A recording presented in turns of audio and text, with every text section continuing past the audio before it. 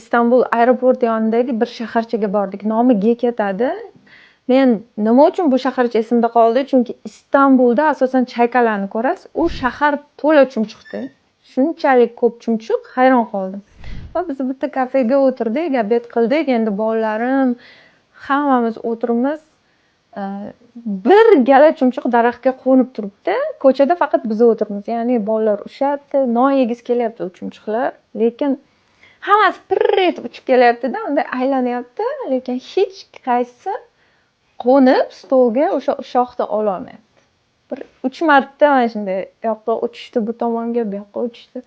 Keyin oxiri orasidan bittasi chiqib, o'sha shoxchani olib uchib ketdi-da, yana qaytib kelib, o'sha yeb, mana shu dasturxondan qorinini to'yg'azdi. Faqat bir dona.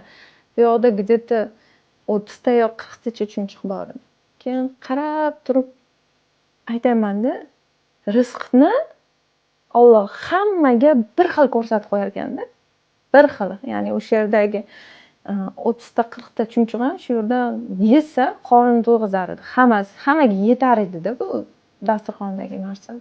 Lekin faqat bittasi kelib o'sha narsani olib yeb ketdi. U nima qildi? U qo'rqmadi.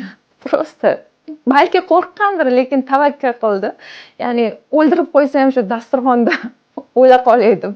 Tushdimi ish qilib shuncha chumchuqdan bittasi o'sha qorin to'yg'izib ketdi-da. Bu hamchi mana hozir mana shu videoni ko'rib turibsizlar. Hozir bizani mini kurs boshladik. Shu haqda ham hamma joyda masalan eshityapsizlar. Lekin bilasizlarmi? Yuz minglab odamlar ko'radi, lekin sanoqli odamlargina har doim qalin qabul qo'rquvini yenggan.